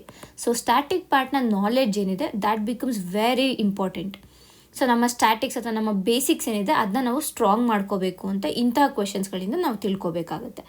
ಈಗ ಮೊದಲಿಗೆ ಕೂಸ್ನೆಟ್ಸ್ ಕರ್ವ್, ಪಾಲ್ಮಾ ರೇಷಿಯೋ, ಗಿನಿ ಕೋಎಫಿಷಿಯಂಟ್ ವರ್ಸ್ನಿಂಗ್, ಲಿವಿಸ್ ಟರ್ನಿಂಗ್ ಪಾಯಿಂಟ್. ಇಲ್ಲಿ ನಮಗೇನು ಕೂಸ್ನೆಟ್ಸ್ ಕರ್ವ್ ಅಂದರೆ ಏನು ಅಂತ ಗೊತ್ತಿರಬೇಕು. ನಾವು ಎಕನಾಮಿ ಬೇಸಿಕ್ಸ್ ಓದೋವಾಗ ಈ ಕೂಸ್ನೆಟ್ಸ್ ಕರ್ವ್ ಬಗ್ಗೆ ನೋಡಿರ್ತೀವಿ. Yes, it is related to inequality. ಇದೇನು ಅಂದರೆ ಒಂದು ಕಡೆ ಇನ್ಇಕ್ವಾಲಿಟಿ ಇರುತ್ತೆ, ಮತ್ತೊಂದು ಕಡೆ ಇಕನಾಮಿಕ್ ಗ್ರೋತ್ ಇರುತ್ತೆ. ಸೊ ಏನು ಹೇಳುತ್ತೆ ಈ ಕೂಸ್ನೆಟ್ಸ್ ಕರ್ವ್ ಅಂತಂದರೆ, ಎಕನಾಮಿಕ್ ಗ್ರೋತ್ ಆಗ್ತಾ ಇದ್ದಾಗ ಇನ್ಇಕ್ವಾಲಿಟಿ ಇನಿಷಿಯಲಿ ಇನ್ಕ್ರೀಸ್ ಆಗುತ್ತೆ, ಬಟ್ ಆಫ್ಟರ್ ಸಮ್ ಟೈಮ್ ಅದು ಸ್ಟ್ಯಾಗ್ನೆಂಟ್ ಇರುತ್ತೆ, ಮತ್ತು ಅದಾದಮೇಲೆ ಅದು ಡಿಕ್ರೀಸ್ ಆಗೋಕ್ಕೆ ಸ್ಟಾರ್ಟ್ ಆಗುತ್ತೆ ಅಂತ. ಸೊ ಈ ಒಂದು ಪೀಕ್ ಏರಿಯಾಲಿರುತ್ತೆ. ಇಲ್ಲಿ ಏನಾಗುತ್ತೆ, ಇನಿಷಿಯಲಿ ಎಕನಾಮಿಕ್ ಗ್ರೋತ್ ಆಗುವಾಗ ಇನಿಷಿಯಲಿ ಇನ್ಇಕ್ವಾಲಿಟಿ ಇನ್ಕ್ರೀಸ್ ಆಗ್ತಾ ಹೋಗುತ್ತೆ, ಬಟ್ ಆಫ್ಟರ್ ಸಮ್ ಟೈಮ್ ಅದು ಸ್ಟ್ಯಾಗ್ನೆಂಟ್ ಆಗುತ್ತೆ, ತದನಂತರ ಮತ್ತೆ ಫಾಲ್ ಆಗುತ್ತೆ. So over a period of time economic growth ಆದಾಗ ಇನ್ಇಕ್ವಾಲಿಟಿ ಕಡಿಮೆ ಆಗುತ್ತೆ ಅಂತ. ಬಟ್ ಇಲ್ಲಿ ನೋಡಿ, top 10% earning group receiving 58% national income. ಇದೇನಾದರೂ ಇಲ್ಲಿ ಅದು ರಿಫ್ಲೆಕ್ಟ್ ಆಗ್ತಿದೆಯಾ, ಡಿಕ್ರೀಸ್ ಆದಂಗೆ ಕಾಣಿಸ್ತಿದೆ, ಇಲ್ಲ ಸ್ಟ್ಯಾಗ್ನೆಂಟ್ ಇದೆಯಾ? ಇಲ್ಲ. ಸೊ ಏನಾಗುತ್ತೆ, ಈ ಒಂದು ಕಾನ್ಸೆಪ್ಟ್ ಅಲ್ಲ ಅನ್ನೋದು ನಮಗೆ ಅರ್ಥ ಮಾಡ್ಕೊಬೇಕು. ಸೊ ನೆಕ್ಸ್ಟ್ ಬಂದು ಪಾಲ್ಮಾ ರೇಷಿಯೋ. ಈ ಪಾಲ್ಮಾ ರೇಷಿಯೋ ಏನು ಹೇಳುತ್ತೆ ಅಂದರೆ, ಈಗ ಒಂದು ಎಕನಾಮಿ ಇದೆ ಅಂದರೆ ಇಲ್ಲಿ ನಾವು 3 ಸೆಕ್ಷನಾಗಿ ಡಿವೈಡ್ ಮಾಡ್ತೀವಿ. ಲೋ ಇನ್ಕಮ್ ಅವರು, ಮಿಡಲ್ ಇನ್ಕಮ್ ಅವರು, ಹೈ ಇನ್ಕಮ್ ಅಥವಾ ರಿಚ್ ಅಂತ ಏನು ಕರಿತೀವಿ ಅದು. ರಿಚ್, ಪುವರ್ ಮತ್ತು ಮಿಡಲ್ ಕ್ಲಾಸ್ ಅಂತ ನಾವು ಕರಿಬೋದು ಇದನ್ನು. ಓಕೆನಾ? ಸೊ ಇಲ್ಲಿ ಏನು ಹೇಳುತ್ತೆ, ಈ ಪಾಲ್ಮಾ ರೇಷಿಯೋ ಏನು ಹೇಳುತ್ತೆ ಅಂತಂದರೆ, ಈಗ ಒಂದು ಎಕನಾಮಿಯನ್ನು ನಾವು ತಗೊಂಡಾಗ 50% ಆಫ್ ನ್ಯಾಷನಲ್ ಇನ್ಕಮ್ ಏನಿದೆ that belongs to middle class people, and in ಮಿಕ್ಯೂರೋ 50% ಏನಿದೆ ಅದನ್ನು 10% ಹೈ ಇನ್ಕಮ್ ಅವರು, 40% ಇವರು ಅನ್ನೋ ಥರ ಡಿವೈಡ್ ಆಗುತ್ತೆ ಅನ್ನೋದನ್ನು ಇಲ್ಲಿ ಹೇಳ್ತಾರೆ. ಸೊ ಇದು ಕೂಡ ಇನ್ಇಕ್ವಾಲಿಟಿ ಕಾನ್ಸೆಪ್ಟೇ. ಇದು ಎಂಟೈರ್ ಫೋಕಸನ್ನು ಏನು ಮಾಡುತ್ತೆ, ರಿಚ್ ಮತ್ತು ಪುವರ್ ಮೇಲೆ ತರುತ್ತೆ. ಅಂದರೆ ಮಿಡಲ್ ಕ್ಲಾಸನ್ನು ಇಲ್ಲಿ ಅಷ್ಟಾಗಿ ಕನ್ಸಿಡರ್ ಮಾಡಲ್ಲ ಎಲ್ಲಿ ಈ ಪಾಲ್ಮಾ ರೇಷಿಯೋ ಅಲ್ಲಿ. ಸೊ ಇಲ್ಲಿ ಏನು ಹೇಳುತ್ತೆ ಈ ಪಾಲ್ಮಾ ರೇಷಿಯೋ ಅಂತಂದರೆ, ಈ ಒಂದು ರಿಚ್ ಯಾವ ರೀತಿಯಾಗಿ ಶ್ರೀಮಂತರು ಬಡವರಿಗಿಂತ ಮತ್ತಷ್ಟು ಶ್ರೀಮಂತರಾಗ್ತಾನೆ ಇದ್ದಾರೆ ಅನ್ನುವಂಥರ ಕಂಪ್ಯಾರಿಸನ್ನ ಕೊಡುತ್ತೆ. ಅಂದರೆ ರಿಚ್ ಮತ್ತು ಪುವರ್ ಮಧ್ಯೆ ಕಂಪ್ಯಾರಿಸನ್ನ ಕೊಡುವಂಥದ್ದು ಪಾಲ್ಮಾ ರೇಷಿಯೋ. ಇಲ್ಲಿ ಅದ್ರ ಬಗ್ಗೆ ಮಾತಾಡ್ತಾ ಇಲ್ಲ. ನೆಕ್ಸ್ಟ್ ಈಗ ಗಿನಿ ಕೋಎಫಿಷಿಯಂಟ್ ವರ್ಸ್ನಿಂಗ್. ಎಸ್, ಗಿನಿ ಕೋಎಫಿಷಿಯಂಟ್ ಅಂದರೆ ಏನು, ಇನ್ಇಕ್ವಾಲಿಟಿಯನ್ನು ಮೆಜರ್ ಮಾಡೋದು. ಹೇಗೆ ಮೆಜರ್ ಮಾಡುತ್ತೆ ಇನ್ಇಕ್ವಾಲಿಟಿನ ಅಂತ ಅಂದರೆ, ಯಾವ ರೀತಿಯಾಗಿ ಇನ್ಕಮ್ ಇರ್ಬೋದು, ವೆಲ್ತ್ ಇರ್ಬೋದು, ಯಾವ ರೀತಿಯಾಗಿ ಇಡೀ ಎಕನಾಮಿಯಲ್ಲಿ ಡಿಸ್ಟ್ರಿಬ್ಯೂಟ್ ಆಗಿದೆ ಅನ್ನುವಂಥದ್ದು. ಸೊ 0 ಇದ್ದರೆ it is a perfect equality ಇರುವಂಥ ಸೊಸೈಟಿ. 1 ಇದ್ದರೆ ಪರ್ಫೆಕ್ಟಾಗಿ ಇನ್ಇಕ್ವಾಲಿಟಿ ಅಲ್ಲಿ ಎಕ್ಸಿಸ್ಟ್ ಆಗುತ್ತೆ ಅನ್ನುವಂಥದ್ದು.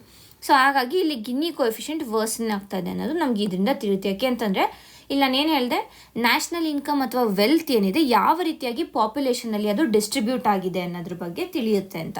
ಸೊ ಇಲ್ಲಿ ಅವರು ಕೊಡ್ತಾ ಇರೋದೇನೇ ಅದು top 10% earning group receiving 50% of national income ಅಂತ ಬಂದಾಗ it shows Guinea coefficient version ಆಗ್ತಾ ಇದೆ ಅಂತಂದರೆ ಇದೇನಾಗ್ತದೆ, 0ಇಂದ 1 ಕಡೆಗೆ ಹೋಗ್ತಾ ಇದೆ. ಅಂದರೆ ಇನ್ಈಕ್ವಲ್ ಸೊಸೈಟಿಲಿ ಇನ್ಇಕ್ವಾಲಿಟಿ ಹೆಚ್ಚಾಗ್ತಾ ಇದೆ ಅನ್ನೋದನ್ನ ನಮಗೆ ಇಲ್ಲಿ ತಿಳಿಸುತ್ತೆ. ಸೊ ಇಷ್ಟು ನಮಗೆ ಈ ಕಾನ್ಸೆಪ್ಟ್ಸ್ ಏನಿದೆ, ಸ್ಟ್ಯಾಟಿಕ್ ಅಥವಾ basic concepts, that should be strong.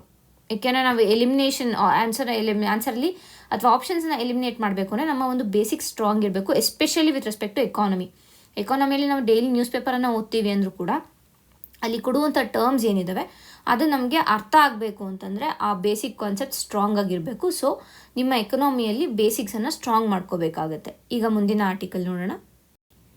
Is the following rupee a cause for alarm.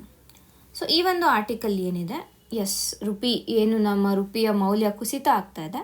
So ಆದ್ದರಿಂದ ಈ ಒಂದು ಆರ್ಟಿಕಲ್ನ ನಾವು ನೋಡ್ತಾ ಇದ್ದೀವಿ. ಈ ರೀತಿಯಾಗಿ ಏನು ರುಪಿಯ ಮೌಲ್ಯ ಕುಸಿತ ಆಗ್ತಾ ಇದೆ ಅಂದರೆ ಡಿಪ್ರಿಸಿಯೇಷನ್ ಏನಿದೆ, ಇದರ ರಿಲೇಟ್ ಆಗಿರುವಂಥ ಕ್ವೆಶನ್ಸ್ ಕೂಡ ಸುಮಾರು ಬಾರಿ ಕೇಳಿದ್ದಾರೆ ಈ ಹಿಂದಿನ ಕ್ವೆಶನ್ ಪೇಪರ್ಸ್ ನೋಡಿದ್ರೆ.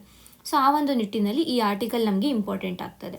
ಸೊ ಯಾವ ರೀತಿಯಾದ ಕ್ವೆಶನ್ಸನ್ನು ಇಲ್ಲಿ ಕೇಳ್ಬೋದು ಅಂತ ನೋಡಿದ್ರೆ, a weakening rupee usually leads to which of the following effects.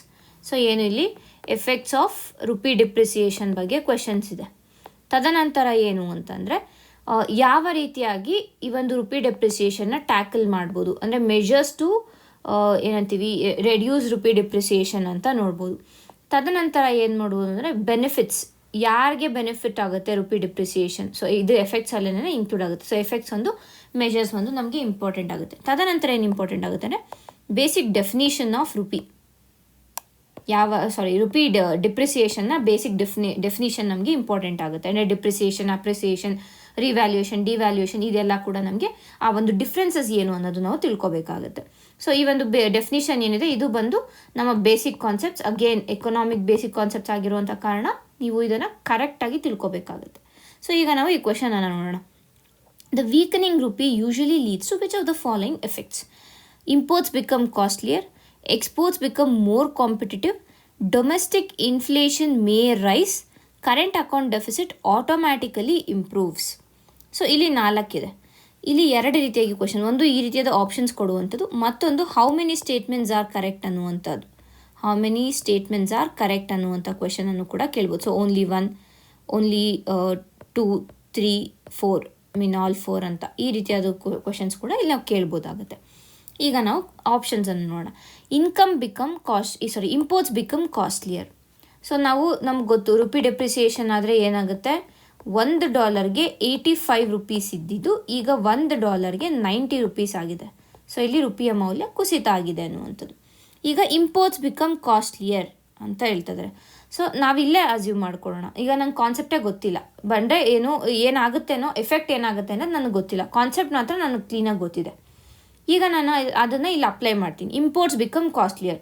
So ಮೊದಲೇ ಏನು ಮಾಡ್ತಾಯಿದ್ದೆ, ನಾನು ಏನಾದರೂ ಇವಾಗ US ಇಂದ ಏನೋ ತರಿಸ್ಕೋತಾ ಇದ್ದೆ. ಸೊ ಮೊದಲು $1ಗೆ 85 ರೂಪೀಸ್ ಕೊಡ್ತಾಯಿದ್ದೆ, ಬಟ್ ಈಗ ಅದೇ $1ಗೆ 90 ರೂಪೀಸ್ ಕೊಡಬೇಕು. ಸೊ ನಂಗೆ ಅದು ಕಾಸ್ಟ್ಲಿ ಆಯಿತಾ? So imports become costlier, correct.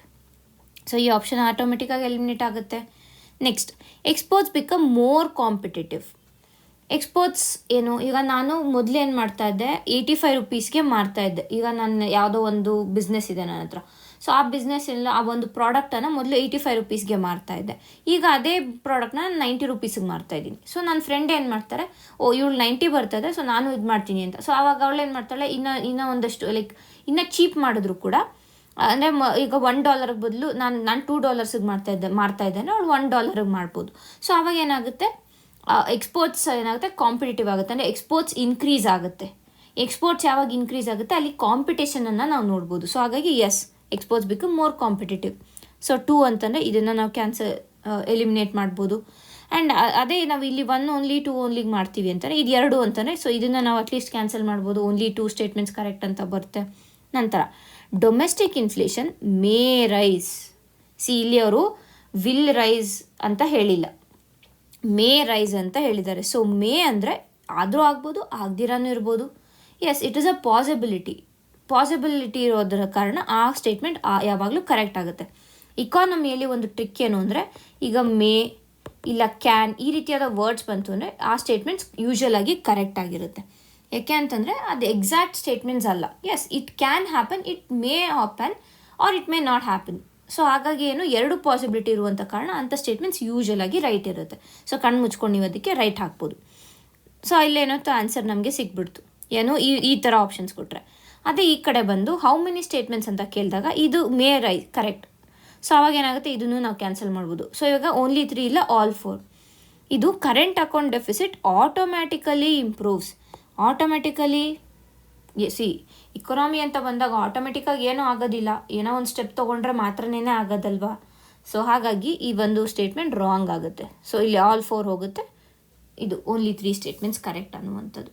So ಹೀಗೆ ನೀವು ಎಲಿಮಿನೇಟು ಮಾಡ್ಬೋದು. ಅಟ್ ದ ಸೇಮ್ ಟೈಮ್ ನಿಮ್ಮ ಒಂದು ಬೇಸಿಕ್ಸ್ ಕೂಡ ನಿಮಗೆ ಕರೆಕ್ಟಾಗಿ ಗೊತ್ತಿರಬೇಕು, ಎಸ್ಪೆಷಲಿ ಇಕೊನಾಮಿಯಲ್ಲಿ. Next question, what happens when RBI intervenes in the forex market by selling dollars? ಏನು ಹೇಳ್ತಾ ಇದ್ದಾರೆ ಅವರು, ಡಾಲರ್ಸನ್ನು ಸೆಲ್ ಮಾಡ್ತಾ ಇದ್ದಾರೆ. ಸೊ ಈಗ RBI ಬಂತು ಮಾರ್ಕೆಟ್ಗೆ, RBI ಇಲ್ಲಿದೆ, ಇದು ಮಾರ್ಕೆಟ್ ಇದೆ. ಸೊ RBI ಏನು ಮಾಡ್ತಾ ಇದೆ, ಡಾಲರನ್ನು ಸೆಲ್ ಮಾಡ್ತಾ ಇದೆ. ಸೊ ಏನು ಮಾಡ್ತಾ ಇದೆ ಅಂತಂದರೆ ಡಾಲರನ್ನು ಸೆಲ್ ಮಾಡ್ತಾ ಇದೆ, ಡಾಲರ್ ಸೆಲ್ ಮಾಡ್ತಾ ಇದೆ. ಸೊ ಡಾಲರ್ನ ಸೆಲ್ ಮಾಡ್ತಾ ಇದೆ ಅಂದರೆ ಅದು ಏನು ಮಾಡ್ತಾ ಇದೆ, ರುಪಿಯನ್ನು ವಾಪಸ್ ತಗೋತಾ ಇದೆ, ರುಪಿಯನ್ನು ಬೈ ಮಾಡ್ತಾ ಇದೆ. ಓಕೆ, ಸೊ ಇದು ಪ್ರಾಸೆಸ್ ಆಗೋದು. ಆವಾಗ ಏನಾಗುತ್ತೆ, ರುಪಿ ವೀಕನ್ಸ್ ಫರ್ದರ್, ಮತ್ತೆ ರುಪಿ ವೀಕನ್ ಆಗುತ್ತಾ?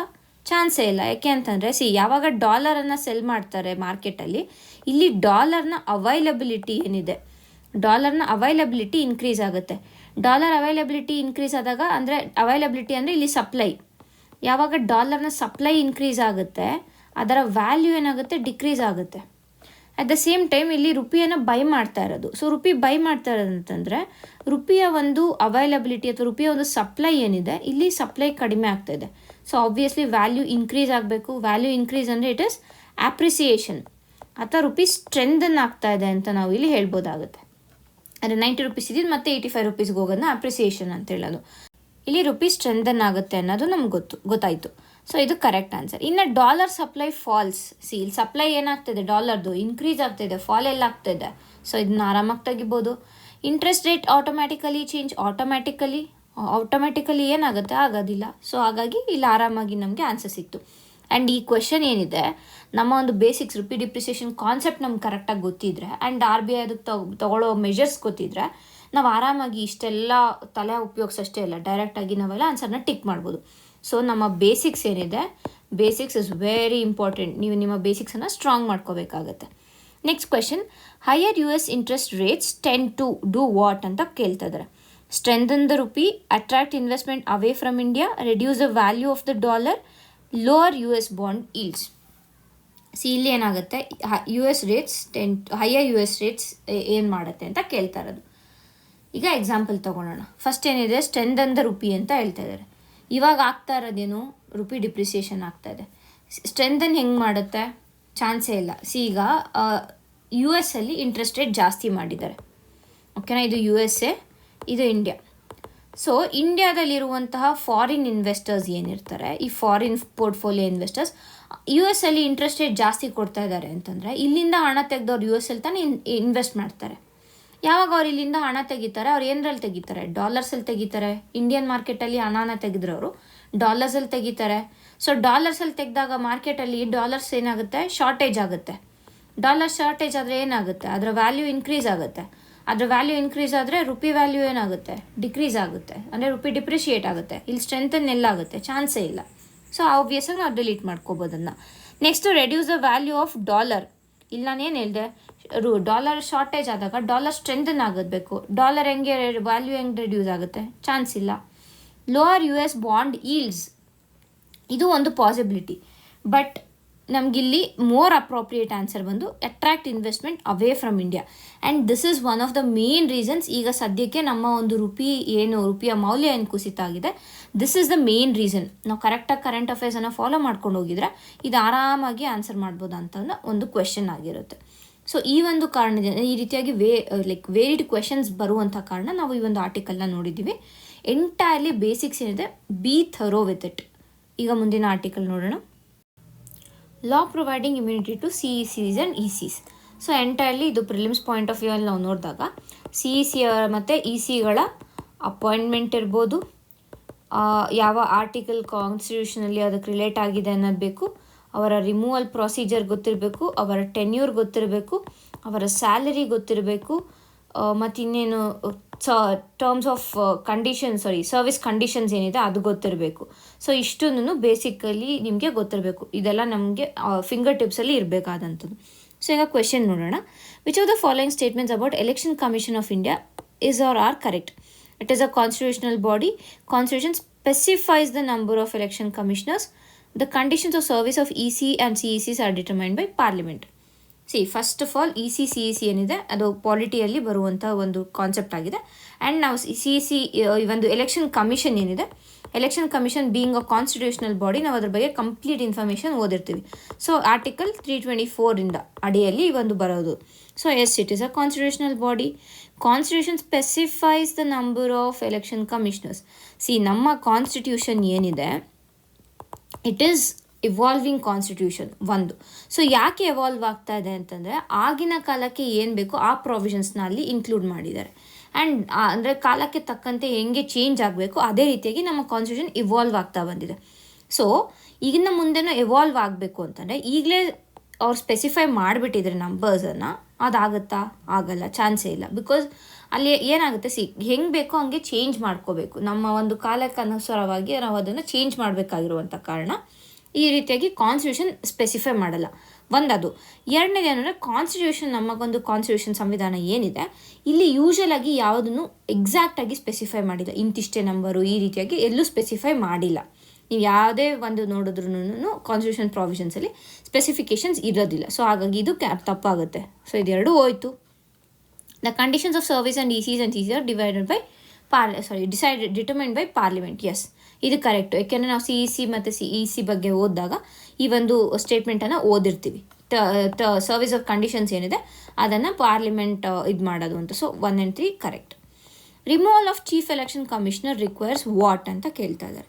ಸೊ ಈ ಒಂದು ಚೀಫ್ ಎಲೆಕ್ಷನ್ ಕಮಿಷನರ್ ಅವರ ಒಂದು ರಿಮೂವಲ್ ಪ್ರಾಸೆಸ್ ಏನಿದೆ ದ್ಯಾಟ್ ಬಿಕಮ್ಸ್ ಇಂಪಾರ್ಟೆಂಟ್. ಯಾಕೆಂದರೆ it is exactly similar to judges of supreme court and high court.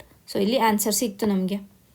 ಇದೆಲ್ಲ ನಮಗೆ ಫಿಂಗರ್ ಟಿಪ್ಸಲ್ಲಿ ಇರಬೇಕಾಗಿರುವಂಥ ನಾಲೆಡ್ಜ್ ಆಗಿರುತ್ತೆ. ಅಂದರೆ ಫ್ಯಾಕ್ಟ್ಸ್ ಏನಿದೆ that is very important. CEC ಮತ್ತು EC ಈಗ ನ್ಯೂಸಲ್ಲಿ ಇರುವಂಥ ಕಾರಣ ನೀವು ಮತ್ತೊಂದು ಬಾರಿ ಈ ಒಂದು ಏನು ಬೇಸಿಕ್ಸ್ ಇದೆ ಬೇಸಿಕ್ಸನ್ನು ಕ್ಲೀನಾಗಿ ಓದ್ಕೊಳ್ಳಿ. ಆ್ಯಂಡ್ ಆಲ್ಸೋ ಇದಕ್ಕೆ ರಿಲೇಟ್ ಆಗಿರುವ ಎಂಟೈರ್ ಪ್ರಾವಿಷನ್ಸ್ ಏನಿದೆ, ಅಂದರೆ ಇಲ್ಲಿ ಏನಿದೆ chief election commissioner and other commissioner appointment conditions of service act ಏನಿದೆ ಆ ಆ್ಯಕ್ಟ್ ಕುರಿತಾಗಿ ಕೂಡ ನಾವು ಹಿಂದಿನ ವಿಡಿಯೋದಲ್ಲಿ ಡಿಸ್ಕಸ್ ಮಾಡಿದ್ದೀವಿ. ಪ್ಲೀಸ್ ಹೋಗಿ ನೀವು ಆ ವಿಡಿಯೋನ ನೋಡಿ ಕಂಪ್ಲೀಟ್ ಇನ್ಫಾರ್ಮೇಷನನ್ನು ತಿಳ್ಕೊಳ್ಳಿ. ಈಗ ಮುಂದಿನ ಆರ್ಟಿಕಲ್ ನೋಡೋಣ. At CIC selection meet Rahul flags lack of backward minority names. So ಈ ಒಂದು ಆರ್ಟಿಕಲ್ನ ನಾವು ಏನು ಇನ್ಫಾರ್ಮೇಷನ್ ಕಮಿಷನ್ ಇದೆ, ಸೆಂಟ್ರಲ್ ಇನ್ಫಾರ್ಮೇಷನ್ ಕಮಿಷನ್ ಮತ್ತು ಸೆಂಟ್ರಲ್ ವಿಜಿಲೆನ್ಸ್ ಕಮಿಷನ್, ಇವೆರಡರ ಒಂದು ಅಪಾಯಿಂಟ್ಮೆಂಟ್ ಪ್ರಾಸೆಸಲ್ಲಿ ಆಗಿರುವಂತಹ ಇಶ್ಯೂಗಳ ಕುರಿತಾಗಿ ಈ ಆರ್ಟಿಕಲ್ ಮಾತಾಡಿತ್ತು. ಸೊ ಹಾಗಾಗಿ ನಾವು ಏನು ಮಾಡಿದ್ವಿ ಅಂದರೆ ಹಿಂದಿನ ವಿಡಿಯೋದಲ್ಲಿ ಕಂಪ್ಲೀಟ್ CIC ಮತ್ತು CVC ಬಗ್ಗೆ ಫುಲ್ ಇನ್ಫಾರ್ಮೇಷನನ್ನು ನೋಡಿದ್ದೀವಿ. ವಿತ್ ಲೈಕ್ ಅಪಾಯಿಂಟ್ಮೆಂಟ್ ಇರ್ಬೋದು, ಅವರ ಟೆನ್ಯೂರ್ ಇರ್ಬೋದು, ಅವರ ಸ್ಯಾಲರಿ ಇರ್ಬೋದು, ರಿಮೂವಲ್ ಪ್ರಾಸೆಸ್ ಇರ್ಬೋದು, ಅವರ ಫಂಕ್ಷನ್ಸ್ ಇರ್ಬೋದು, ಪ್ರತಿಯೊಂದನ್ನು ಕಂಪ್ಲೀಟಾಗಿ ನೋಡಿದ್ದೀವಿ. ನೀವು ಅಲ್ಲೋಗಿ ಈ ಒಂದು ಟಾಪಿಕನ್ನು ರಿವೈಸ್ ಮಾಡ್ಬೋದು. ಆ್ಯಂಡ್ ಆಲ್ಸೋ ಇಲ್ಲಿ ನಾವು ಕ್ವೆಶನ್ಸ್ ಥ್ರೂ ರಿವೈಸ್ ಮಾಡ್ತಾ ಇರುವಂಥ ಕಾರಣ ಮೊದಲೇ ಕ್ವೆಶನ್ ನೋಡೋಣ. Consider the following about central information commission. It is a statutory body established under RTI Act. Information Commission, RTI Act, yes, correct. And it Act ಅಡಿಯಲ್ಲಿ establish ಆಗಿರುವಂಥ ಕಾರಣ it is a statutory body. So ಇದನ್ನು cancel ಮಾಡ್ಬೋದು ನಾವು. Next, chief information commissioner is appointed by the president. Yes, most of the non constitutional bodies ಏನಿದೆ ಅದನ್ನು appointment ಮಾಡೋದು president. ಅದು ನೀವು ತಿಳ್ಕೊಬೇಕು. ತದನಂತರ ಏನು ಅಂತ, ಸೊ 2 is correct. 2 ಕರೆಕ್ಟ್ ಅಂತಾರೆ, ಇದು ಹೋಗುತ್ತೆ. ನಂತರ CIC is responsible for monitoring the implementation of RTI Act in both central and state public authorities. ಇಲ್ಲಿ ಸೆಂಟ್ರಲ್ ಇನ್ಫಾರ್ಮೇಷನ್ ಕಮಿಷನ್ ಅಂತ ಅಲ್ಲೇ ಹೇಳಿದೆ. ಸೊ ಅವ್ರು ಸ್ಟೇಟ್ ಬಗ್ಗೆ ಏನಕ್ಕೆ ಕಾನ್ಸಂಟ್ರೇಟ್ ಮಾಡ್ತಾರೆ, ಸ್ಟೇಟ್ಗಾಗಿ ಸ್ಟೇಟ್ ಇನ್ಫಾರ್ಮೇಷನ್ ಕಮಿಷನ್ಸ್ ಇದೆಯಲ್ಲ. ಸೊ ಇದು wrong. It is 1 and 2 only. So ಈ ರೀತಿಯಾದ ಕ್ವೆಶನ್ಸನ್ನು ನಾವು ಎಕ್ಸ್ಪೆಕ್ಟ್ ಮಾಡ್ಬೋದು. Next question. Under RTI Act, the selection committee for appointing chief information commissioner includes. ಇಲ್ಲಿ ಸೆಲೆಕ್ಷನ್ ಕಮಿಟಿ ಬೇರೆ, ಸರ್ಚ್ ಕಮಿಟಿ ಬೇರೆ, 2 ಕಮಿಟಿ ಇರುತ್ತೆ. ನಾವು ಎರಡರದ್ದು ಡಿಫ್ರೆನ್ಸ್ ಗೊತ್ತಿರಬೇಕು. ಇಲ್ಲಿ ಅವ್ರು ಕೇಳ್ತಾ ಇರೋದು ಸೆಲೆಕ್ಷನ್ ಕಮಿಟಿ. ಸರ್ಚ್ ಕಮಿಟಿ ಏನು ಮಾಡುತ್ತೆ ಅಂತಂದರೆ ಒಂದಷ್ಟು ನೇಮ್ಸ್ಗಳನ್ನು ಸೆಲೆಕ್ಟ್ ಮಾಡಿ ಈ ಸೆಲೆಕ್ಷನ್ ಕಮಿಟಿಗೆ ಕೊಡುತ್ತೆ. ಆ ಸೆಲೆಕ್ಷನ್ ಕಮಿಟಿ ಇಂತಿಷ್ಟು ಜನ ಅಂದ್ಬಿಟ್ಟು ಅವರು ಸೆಲೆಕ್ಟ್ ಮಾಡ್ಕೋತಾರೆ. ಓಕೆನಾ? ಸೊ ಈ ಸೆಲೆಕ್ಷನ್ ಕಮಿಟಿ ಯಾರನ್ನು ಹೊಂದಿರುತ್ತೆ? Prime Minister, Leader of Opposition, Chief Justice, a Union Cabinet Minister nominated by the Prime Minister. Obvious ಆಗಿ ಪ್ರೈಮ್ ಮಿನಿಸ್ಟರ್ ಮತ್ತು ಲೀಡರ್ ಆಫ್ ಅಪೋಸಿಷನ್ ಎಲ್ಲ ರೀತಿಯಾದ ಯಾವುದೇ ಈ ನಾನ್ ಕಾನ್ಸ್ಟಿಟ್ಯೂಷನಲ್ ಬಾಡೀಸನ್ನು ಅಪಾಯಿಂಟ್ಮೆಂಟ್ ಮಾಡುವಾಗ most of the times prime minister ಮತ್ತು ಲೀಡರ್ ಆಫ್ ಅಪೋಸಿಷನ್ ಇದ್ದೇ ಇರ್ತಾರೆ. So 2 correct. ಸೊ ಎಲ್ಲಿ 1 and 2 ಇದೆ, ಇದು 1, 2, 4, 1, 2, 3 ಆಲ್ ಆಫ್ ದ ಅಬವ್ ಇಷ್ಟರಲ್ಲಿ ಇದೆ 1, 2. Next chief justice of India. ಈ ಒಂದು ಸೆಲೆಕ್ಷನ್ ಕಮಿಟಿ RTI ಆ್ಯಕ್ಟಲ್ಲಿ ಅಂದರೆ ಏನು ಈ ಚೀಫ್ ಇನ್ಫಾರ್ಮೇಷನ್ ಕಮಿಷನರನ್ನು ಅಪಾಯಿಂಟ್ ಮಾಡುವಾಗ ಚೀಫ್ ಜಸ್ಟಿಸ್ ಆಫ್ ಇಂಡಿಯಾ ಯಾವುದೇ ರೀತಿಯಾದ ಒಂದು ರೋಲನ್ನು ಪ್ಲೇ ಮಾಡೋದಿಲ್ಲ. ಸೊ ಹಾಗಾಗಿ ಇದು 2 ಹೋಗುತ್ತೆ. It is 1, 2 and 4. ಸೊ ಇಷ್ಟು ನಮಗೆ ಇಲ್ಲಿ ತಿಳಿಯುತ್ತೆ. ನಾವು ಇದರ ಕುರಿತಾಗಿ ಕಂಪ್ಲೀಟಾಗಿ ಆಲ್ಮೋಸ್ಟ್ 10-15 minutes ನಾವು ಇದನ್ನು ಡಿಸ್ಕಸ್ ಮಾಡಿದ್ದೀವಿ. ಈ ಹಿಂದಿನ ವಿಡಿಯೋದಲ್ಲಿ ಹೋಗಿ ನೋಡಿದ್ರೆ ನಿಮ್ಗೆ ಅಲ್ಲಿ ಟೇಬಲ್ ಫಾರ್ಮ್ಯಾಟಲ್ಲಿ ಕೂಡ ನಾವು ಕೊಟ್ಟಿದ್ದೀವಿ. ನೀವು ಆ ಒಂದು ಟೇಬಲನ್ನು ಬಳಸ್ಕೊಂಡ್ರೆ ನಿಮ್ಮ ಪ್ರಿಲಿಮ್ಸ್ ಟೈಮಲ್ಲಿ ಬೇಗ ರಿವೈಸ್ ಮಾಡೋದಕ್ಕೆ ಯೂಸ್ ಆಗುತ್ತೆ. ಸೊ ಇಷ್ಟು ಈ ಒಂದು ವೀಕ್ನ ಇಂಪಾರ್ಟೆಂಟ್ ಆರ್ಟಿಕಲ್ಸ್ ನಾವು ಡಿಸ್ಕಸ್ ಮಾಡಿದ್ದೀವಿ. And entirely with respect to prelims point of view ನಾವು ಇದನ್ನ ನೋಡಿದ್ದೀವಿ. ಸೊ ಇಷ್ಟು ಈ ದಿನದ ಆರ್ಟಿಕಲ್ಗಳಾಗಿವೆ. ಧನ್ಯವಾದಗಳು.